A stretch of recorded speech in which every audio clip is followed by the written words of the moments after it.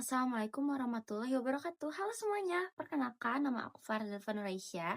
Aku dari 118 SMA Negeri 1 Cianjur. Nah, di sini aku mau ngejelasin tentang disentri. Apa sih disentri itu? Penyebab, akibat, dan solusi untuk menyembuhkan disentri. Maka dari itu, tonton terus ya video ini.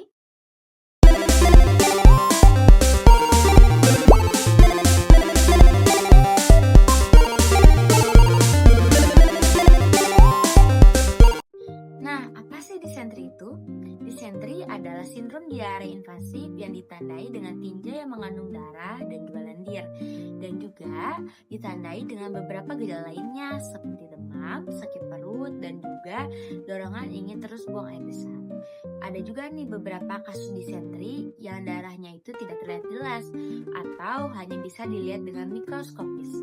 Bentuk disentri yang paling sering dijumpai adalah disentri basiler atau basileri disentri yang disebabkan oleh bakteri genus Shigella.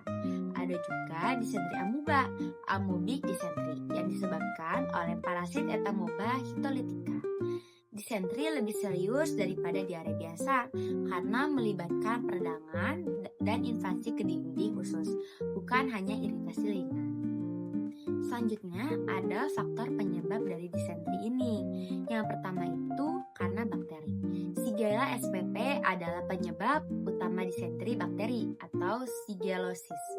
Shigella dysentery, S. flexneri, S. sonei, dan S. boydii dikaitkan dengan berbagai wabah disentri di seluruh dunia. Bakteri ini bisa menghasilkan toksin, misalnya S. dysentery yang menghasilkan toksin Shiga yang dapat menyebabkan komplikasi serius. Yang kedua, ada parasit atau protozoa. Entamoeba histolytica menyebabkan disentri amuba. Dalam kasus disentri amuba, parasit menembus mukosa usus besar dan menyebabkan ulserasi serta peradangan. Dan yang ketiga, ada faktor lain atau iritasi kimia. Disentri juga bisa disebabkan oleh iritasi kimia terhadap dinding usus.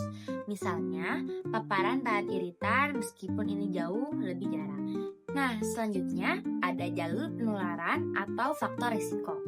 Penularan biasanya melalui rute fekal oral, kontak langsung atau tidak langsung dengan feses yang terkontaminasi, misalnya makanan atau air yang tercemar.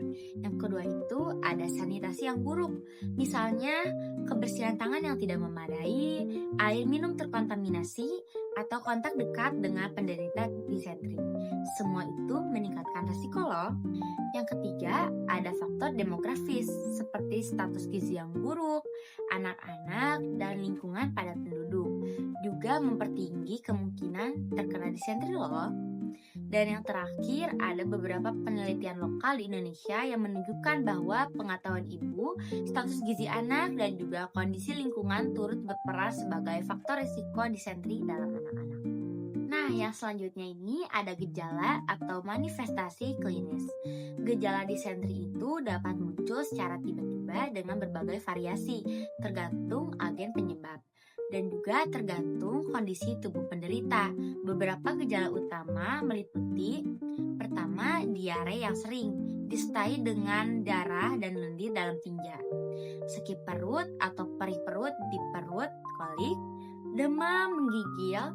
Selanjutnya itu ada rasa ingin buang air besar meskipun usus kosong atau tenesmus, mual, muntah, kelelahan, dan juga dehidrasi jika kehilangan banyak cairan melalui diare.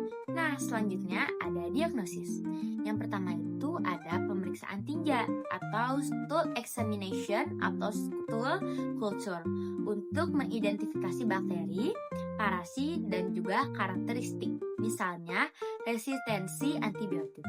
Yang kedua itu ada pendekatan klinis seperti riwayat penyakit dan juga gejala. Itu juga penting, tetapi seringkali tidak cukup akurat untuk membedakan etiologi spesifik. Yang ketiga itu ada uji sensitivitas antibiotik jika bakteri ditemukan untuk menentukan terapi yang tepat. Dan yang terakhir atau yang keempat itu dalam kasus disentri amuba, pemeriksaan serologi atau deteksi antigen Entamoeba histolytica dapat digunakan. Nah, selanjutnya ada obat spesifik dan juga rekomendasian. Dan yang pertama itu untuk disentri bakteri atau Shigellosis, penggunaan antibiotik empiris disesuaikan dengan pola resistenssi lokal saat dianjurkan. Ada beberapa antibiotik yang sering direkomendasikan seperti azithromycin, yang kedua itu ada ceftriaxone, dan yang ketiga ada fluoroquinolone. Selanjutnya, dalam pedoman Guidance for the Treatment of Dysentery Shigellosis disebutkan pentingnya menyesuaikan pola resistenssi lokal dan mempertimbangkan biaya serta efek samping. Nah, selanjutnya juga ada untuk disentri amuba. Metronidazole atau tinidazole sering digunakan untuk membunuh parasit. Literatur parasitologi dan buku penyakit tropis. Dan juga jika infeksi parah atau kompresi muncul, rawat inap mungkin diperlukan. Selanjutnya, cara agar menghindari disentri atau pencegahan terhadap disentri. Langkah-langkah pencegahan sangat penting, terutama di daerah dengan sanitasi rendah. Yang pertama itu kebersihan tangan. Cuci tangan dengan sabun dan air bersih setelah buang air besar, mengganti popok, dan juga sebelum makan. Yang kedua, sanitasi dan pengelolaan limbah. Sistem pembuangan kotoran yang baik dan tidak membiarkan feses mencemari air. Yang ketiga, air minum yang aman. Gunakan air yang disaring, direbus, atau disterilisasi. Yang keempat, makanan yang higienis. Pastikan bahan makanan bersih, matang sempurna, dan tidak terkontaminasi. Yang kelima, edukasi kesehatan. Meningkatkan pengetahuan masyarakat tentang cara penyebaran penyakit usus. Yang keenam, ada pengawasan epidemi, sistem pelaporan kasus disentri, dan tindakan cepat terhadap wabah. Yang ketujuh atau yang terakhir, gizi yang baik dan imunisasi pendukung, menjaga kekebalan tubuh kuat sehingga lebih tahan terhadap infeksi.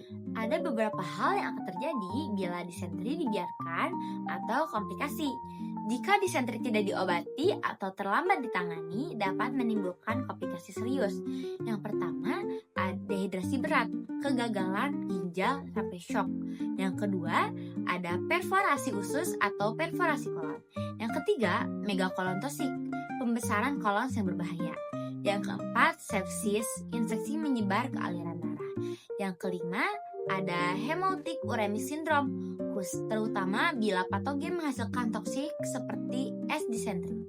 Yang keenam, ada anemia kronis sampai gangguan nutrisi. Yang ketujuh, ada dalam kasus disentri amuba, kemungkinan muncul abses hati atau metastasis ke hati. Dan yang kedelapan atau yang terakhir itu penurunan status gizi kronik terutama pada anak-anak. Nah, sudah selesai nih penjelasan disentri. Untuk kurang dan lebihnya mohon dimaafkan ya. Dan sumber video ini aku ambil dari jurnal dan juga literasi medis. Jadi jika ada kesalahan mohon dimaafkan ya. Sekian dari aku, terima kasih. Wassalamualaikum warahmatullahi wabarakatuh. Bye-bye semuanya.